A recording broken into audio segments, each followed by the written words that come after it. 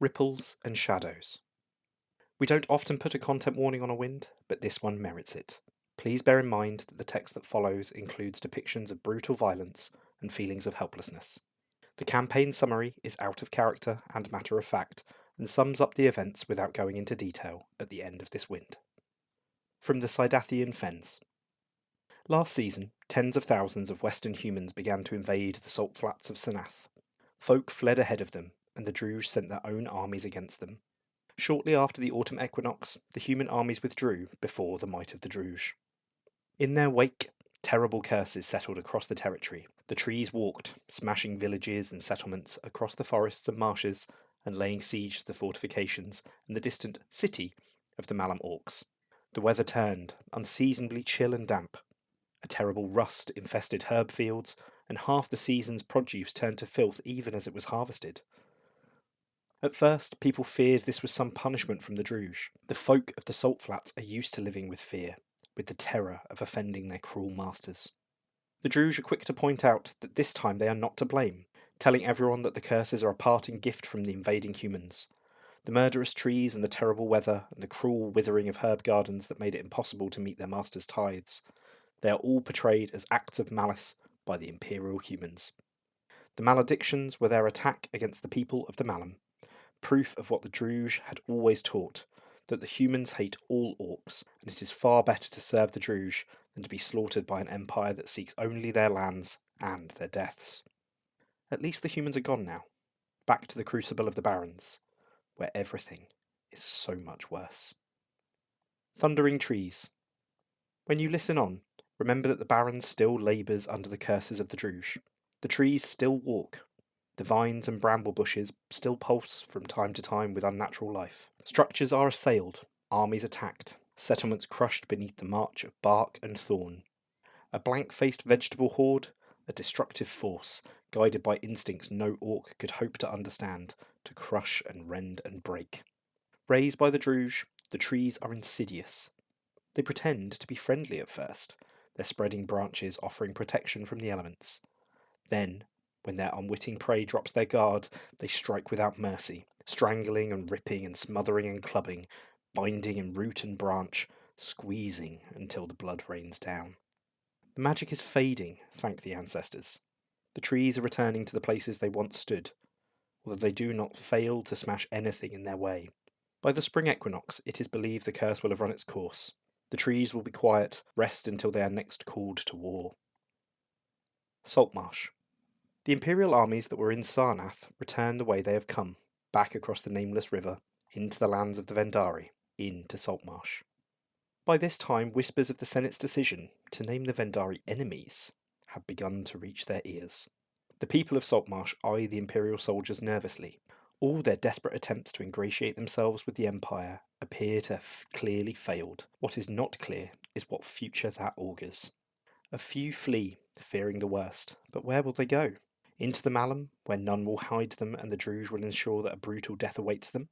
To the lands of the other septs, who have never liked them and who have troubles of their own? A few try to hide, but where is there to go that they cannot be found? There is nowhere in Saltmarsh they can hide that the Empire will not be able to find them. Some talk of fighting, of seeking allies of flame to aid them, but how can a sept like the Vendari hope to stand against tens of thousands of soldiers? What magic can they work that will offer any protection against a people who can drown Saltmarsh with a wave of their hand? Most just wait, full of dread. They are used to dread, like all those who have laboured under the unpredictable lash of the Druj. It is a familiar burden to them. The best way to survive the Druj is to do nothing you are not ordered to. Don't catch their eye, don't single yourself out, and never, never do anything to risk their ire. It is a bleak and exhausting way to live. The only thing worse is the alternative. The blade does not fall, though. Most of the armies that ventured into Sarnath leave the barons entirely. The Vendari, for the moment, are left unmolested. Despite their status, it seems that the imperial generals have no interest in them at this time. Murderdale and Eastwood. Under your general, the strike into Murderdale was a success. No fortress of the dead awaits us. But no doubt some Druj will remain. We shall take a grinding advance across the territory, marching alongside the heralds of Zakalwi. Show them how we fight, so that they understand us as well as possible. They are here to help appraise us, to provide options for change. Zoran de Orzel, General of the Golden Sun. If we are to be liberators, not conquerors, then our pride must be conveyed by actions, not by words alone. We send Skywise Raikana with 75 thrones to provide food and other vital supplies to the Ravin in Bitterstrand. All that is worthwhile is shared with those who deserve it. Bleakshield Zora, Judgment of the Imperial Orc Assembly 385YE Autumn Equinox, upheld, with a greater majority, 78 votes to none. The Griffin's Pride, an army whose banner has a long history in the Barrens, pass west into Semaholm, and in their place come the Golden Sun fresh from their furlough in Astolat. Their armour shines, their shields blaze with colours of the sky in the summer, their swords are sharp, and they kill without mercy, efficiently, effectively. They annihilate the Druge, cutting the enemy down like farmers harvesting the corn. There is no doubt who will win in Murderdale.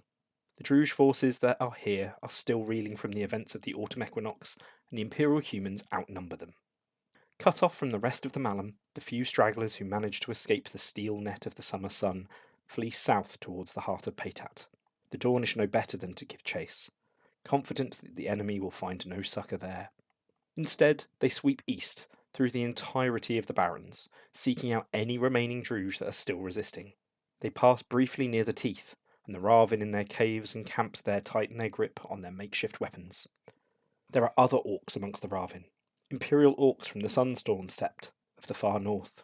They have brought donations from their people, food and other vital supplies, warm clothing against the winter chill, healing herbs, lantern oil, seeds, flickers of hope. Yet they can only watch, stony-faced, as the Dornish pass by. Through Saltmarsh again, and again the Vendari fear that this is the end. Yet the summer sun does not rest here, just passes through. Down through the plains of Teeth, resting for a time at the great castle, the Spires of Dusk, and then back west through the lands of the Caras. The orcs of the Bleaks do not welcome the Dornish knights, but neither do they turn them away. If they know they are protected by their status as foreigners, then it appears they have decided it is better not to take this for granted.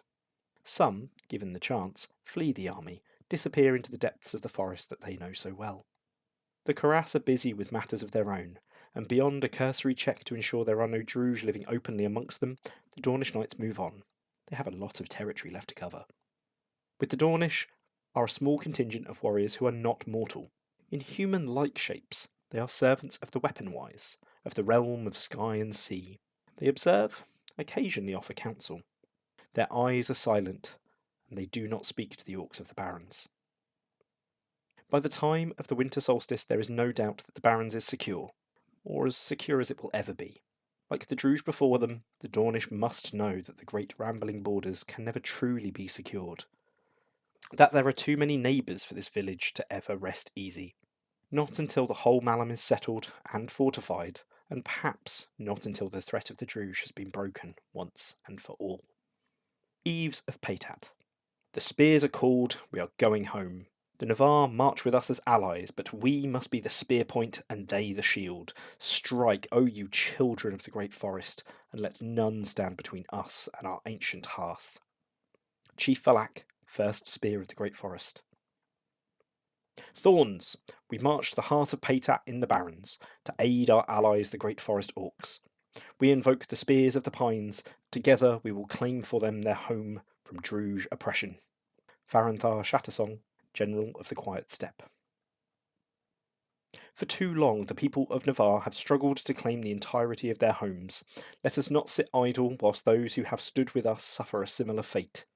We send Ennis Rootbloom with 50 doses of Liao to encourage the people of Navarre to help the Great Forest Orcs in their fight to reclaim the heart of Paytat. Ennis Rootbloom, Judgment of the Navarre National Assembly, Autumn Equinox 385YE, upheld with a greater majority, 355 votes to nil. While the Imperial humans of Dawn march into the Barrens from the west, another army enters from the south. The spears of the pines have been called. 1,000 or more orcs of the great forest sept, returning from exile amongst the humans of the south, returned at last to claim their home, their chieftain at their head. With them come almost 5,000 humans, an army of the Navarre. The Quiet Steppe fight alongside the Orcs of Paytat as they fall on the Druge gathered beneath the eaves of the Great Forest. Those who have fled the humans of Dawn find they have run into the teeth of the gale. The surviving warriors of the Malum fight, but they are no match for 6,000 spears. They fall, and they are not mourned. The fiercest battle takes place at the Weirwood Grove, on the edges of Paytat itself. Faced with the choice between death by spear and arrow, or the terrors of the heart of Paytat, the Malum Orcs choose to stand. They know there will be no mercy, not from the Orcs of the Great Forest, and certainly not from the humans of the Navarre. They stand, they fight, they die. In the end, perhaps 100 or so Druge escape the Barrens. Those who fled west into Brokeliand will be hunted by human and Orc alike, and will live out their lives in fear. Those who fled south will know the terror like never before, and be devoured by the silence beneath the trees. 'Tis fitting. When the groves are liberated, when the Orcs look again on their homes, there is fierce weeping. Some weep at the devastation the Druge have caused, at trees clear cut, at the monstrous things carved into their bark. They cut down the bodies hung on the trees, Orcs slaughtered as a warning, a punishment, or on a whim. They grieve for the centuries of tending undone in less than a decade by the locusts of the Malum. But most who weep do so not from sorrow, but from joy. They are home. Their people can come home. And beneath the last leaves of late autumn, many of them embrace their human allies, their human friends, and call them sibling of the spirit. It is rare that there is even a moment of joy in the Barrens. Perhaps that is changing now at last. Hope's Rest. Proud soldiers of the Eagle, we are called upon to take the hardest path. We go to Hope's Rest to put an end to the dangerous blasphemies of the Montanians. Traitors seek to shield them from us, so we move with haste so this sorry matter can be brought to an end. Harm none but our chosen foe, but be relentless against these anarchists. The time has come for us to win the last battle of the Freedom Heresy. Vigilance guide our spirits as we do what we must. Jaromir Ostrovoyan Koska, General of the Northern Eagle. The fundamental right of any living being is to live the life they want in the manner that they wish. Alan of Dowerfell. To wipe you out. I am sorry, my empire works on conveniences rather than virtue. They are planning to act when you have the meeting with the septs. Get out of there, get to safety. Note fragment recovered from a fire. Flee. Tell everyone to flee. The Empire cannot be reasoned with, and it is better to live running than die standing. Please. Further note fragment recovered from a fire. Freedom is the only meal that goes further than more mouths it feeds. None of us can call ourselves free until everyone is free. Ursula Gwyn. A single moment of radiant triumph, but it cannot last. How could it in the Barrens? A land scattered by 3 centuries of war. 3 weeks before the winter solstice, a mere 3 days after the last Druge had driven from the heart of Paytat, news reached the spears of the pine of what has happened at Dowerfell Keep. The folk of the keep were human, but they won themselves a place among the septs of the Barrens. Their story is well known in the Barrens. Fierce, implacable enemies of the Druge, they used human magic to fight off the Orcs of the Malum. They wore the bark of the forest on their skin proudly. They went as messengers between the septs, urging them to seek their freedom from the Druge. They fought one sept or another sometimes, but they knew the value of respect and peace. There were never many of them, but when the time came they raised their own banners and fought alongside the Ravin and the Blackwind and the Spears of the Pines. When the Great Forest Orcs fled the Barrens, they took as many of them as would come with them into exile in Thorunin. When the Druge returned in force, they swept into Hope's Rest to enslave, to finally breach the walls of Dowerfell, to show the world what happens to those who think they can live free. Those who chose to stay behind fought to the bitter end, and when it was clear they were overwhelmed, they used the power of the realm of bark and blood to transform the walls of their home into a storm. They sacrificed the keep and their own bone and their breath to create a thunderbolt that scythed through the ranks of Orcs at the very moment of their victory. History is a circular thing that meanders round and round and comes back often to where it was before. Since a month or so before the autumn equinox, the bark-marked humans of Hope's Rest gathered at the ruins of Dowerfell Keep for a council, a meeting with their allies in the Barrens and beyond, to speak freely of the future, of what it meant for the Septs to be in a land claimed by the Imperial humans. Not all of them attended. A few felt that they should accompany the spears of the Pines to fight the Druge on the skirts of Paytat.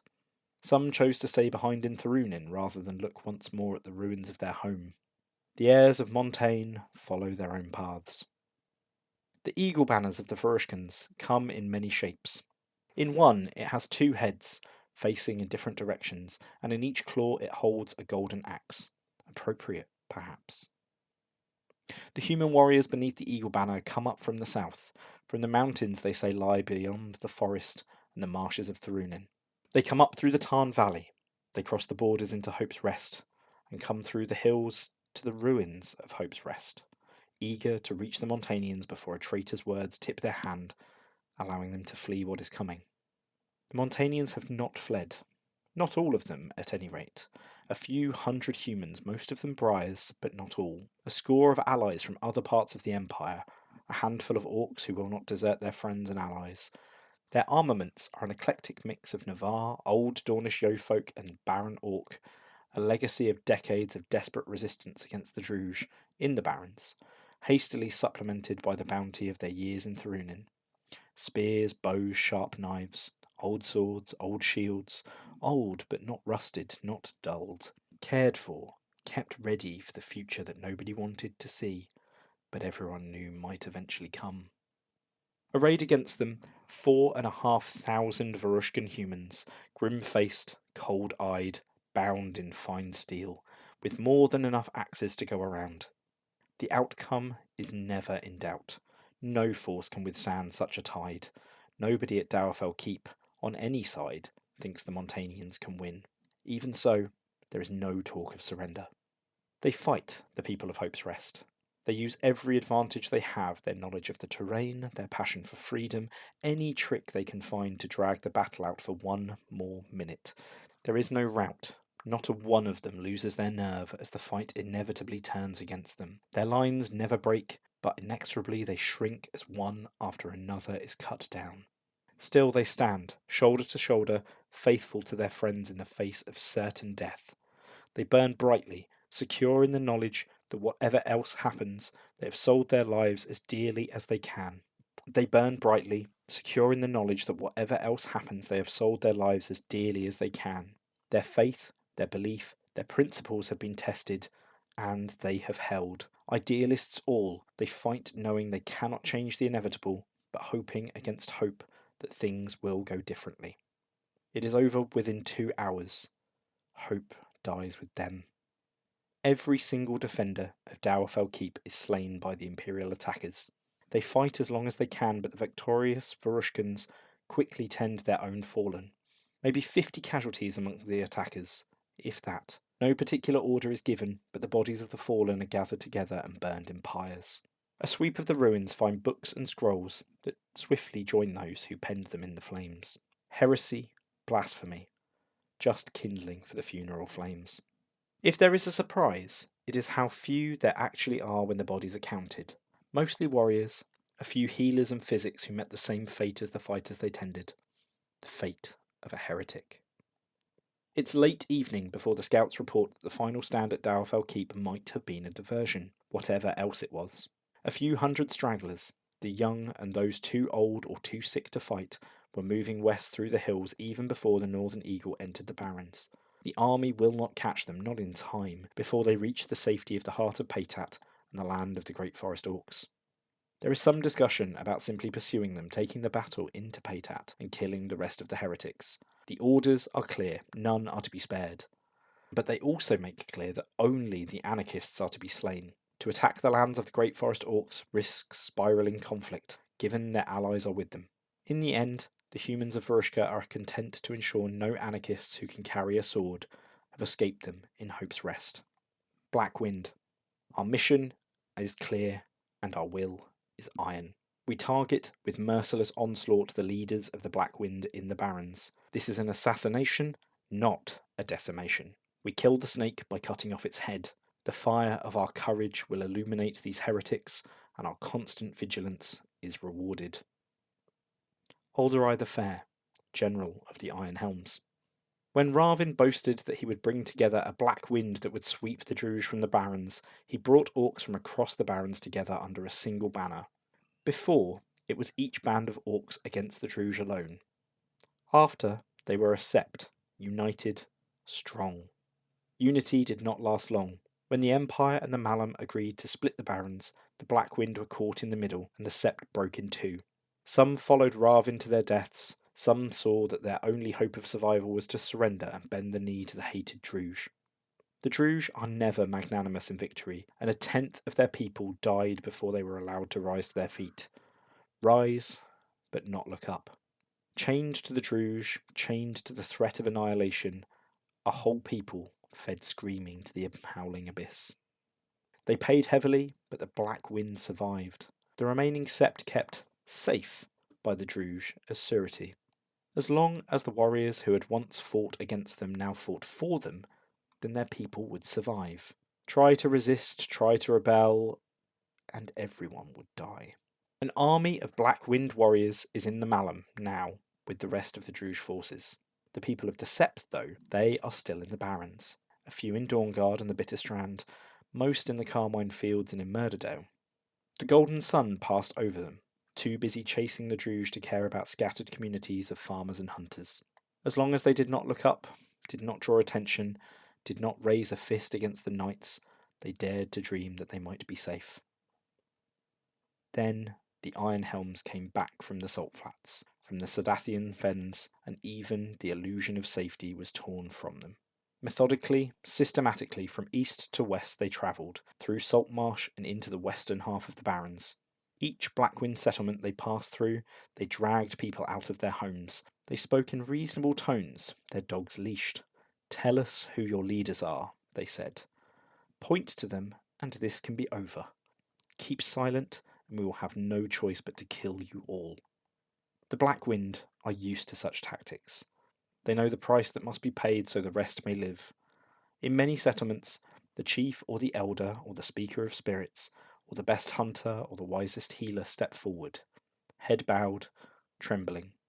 In other places people wept, and in the end someone crumbled and identified the leader or begged them to give themselves up. Some even stayed silent, but not for long, not once it became clear they were dealing with the Iron Helms. And as soon as they were sure who the leaders were, the humans killed them. Quickly, mercilessly. A sword through the heart, a head lopped off with an axe. The body sometimes left where it fell, sometimes mounted on a stake. Then the rest of the message. "If your people do not come home, you will all die. Make sure they know this." Then they chose some of the sept, the youngest or the oldest, and took them, and were gone. On to the next settlement. Terror began to spread across the western Barrens, like the violent ripples of a boulder in a still lake.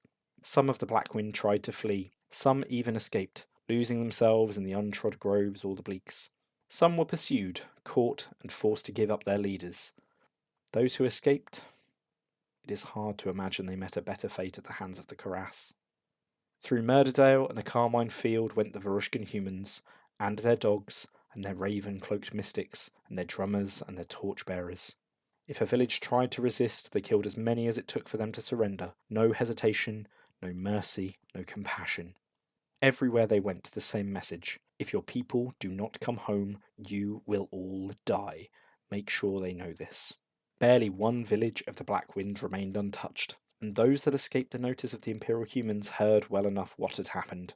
No effort made to keep it quiet. After all, the whole point of this act is to make sure the Blackwind who fight for the Druj, who are somewhere in the Malum, hear of it and know that their families, their children, their parents, their siblings, all those that they love, all are at the mercy of the Iron Helms. And the Iron Helms have no mercy. Saltmarsh Redux. As the Iron Helms move east and the Golden Sun move north, the Cuirass also move. They had been preparing for some time, it seems. Without preamble, without any warning of any kind, the warriors of the Karass moved north into Saltmarsh and into the lands of the Vendari. Perhaps it is made easier because the orcs of the marshes think that they are safe there for the moment. So concerned were they that the Empire would attack them, that they forgot they had older enemies in the Barrens. Old enemies with old scores. The Karass are utterly ruthless. They attack by stealth, slaughtering every Vendari they can find, looting their villages, leaving the bodies for the marsh birds to feast on. By the time the Vendari realise what is going on, it is much too late. A small number of their settlements survive untouched, but hundreds of Vendari are killed. Nobody lifts a hand to help them. The Senate has declared them barbarians, and the Karass confirmed as friends of the Empire. By the time anyone realises what is happening, the slaughter is well underway, the pools of the Saltmarsh choked with the bodies of dead orcs. All the fire magic in the world is no match for the ruthless Karass with their envenomed spears and their barbed arrows. Not every settlement is hit by the Karass raids. A few of the more isolated, a few closer to Bitterstrand survive. Some of the Vendari escape into the depths of the marshes. They know them better than the Karass, even in their transformed state. But it will take generations for them to rebuild their numbers, assuming they get that long. By the time the winter solstice rolls around, the Vendari have effectively ceased to exist as a sept in the Barrens, all hope of a home away from the Malum extinguished. Stillness. Barrens is in shock. There is no other way to describe it. The destruction of the Montanians, the subjugation of the Black Wind, the bloody settling of scores by the Karass. The surviving sept reel.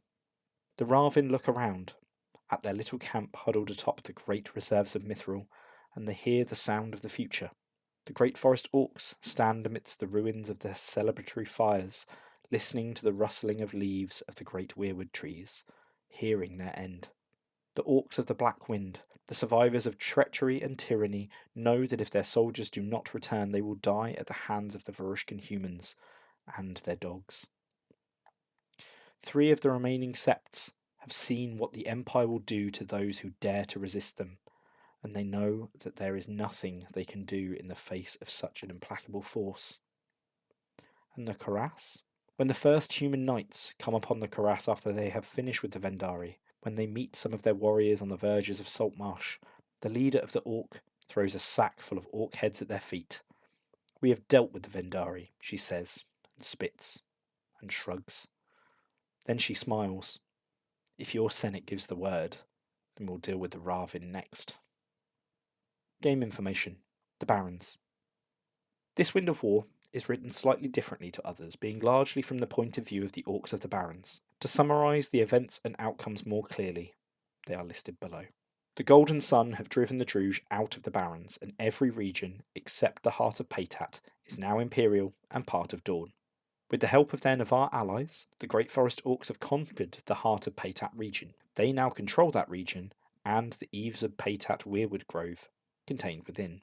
The Montanian faction in the Barrens has been destroyed. Despite the warnings they clearly received, those who could choose to stand and fight did so. There are survivors, who have managed to find sanctuary in the Heart of Paytat with the Great Forest Orcs. Without the warnings, every single Montanian would have been caught at Dowerfell. Everyone in the Barrens knows that this has happened. The Iron Helms has decapitated the leadership of the Black Wind Sept, as proposed in the Not to Conquer Wind of Fortune from last season. There is no doubt a message has been sent to the armies in the Barrens. The Iron Helms have taken a number of hostages, and the Black Wind are in no doubt that if they do not comply, the Varushkans will kill them all and likely destroy the entire Sept. The Vendari Sept has been slaughtered by the Karass, who launched a surprise attack against Saltmarsh. Their settlements have been destroyed, and most of the former Sept is either dead or in hiding in the deep marshes. The handful of survivors are no longer a factor in Barrens politics. The Ravin have received aid from the Imperial Orcs and remain in control of the Fang's Mithril mine. When reading this Wind of War, it is important to appreciate that no crimes have been committed under Imperial law by anyone involved. The Montanians, the Black Wind and the Vendari were all barbarians by decree of the Imperial Senate, and the Imperial armies acted on the orders of the Military Council. Whilst there were numerous dissenting voices in the Synod, only one of their statements of principle was upheld with a greater majority, and that was in the Wintermark Assembly. Whether it leads to anything will be a matter for the winds of fortune. The merciless onslaught of the Iron Helms is obvious to everyone in the territory. It will also be known in the Malum simply by the nature of what it achieves. Lastly, it is important not to assume that things are worse than they are depicted in this wind. Don't invent any new atrocities in the Barrens. If we didn't say it happened here, then it didn't happen. This is especially relevant to the Northern Eagle and the Iron Helms. Participation. Varushkan armies. If your military unit accompanied the Northern Eagle or the Iron Helms, you may choose to email plot@profouндecisions.co.uk with your character name and CID before the 18th of April and request a spontaneous aura. Aura will be an item aura suitable for a weapon. Further reading. The Not to Conquer Wind of Fortune from 385YE Autumn.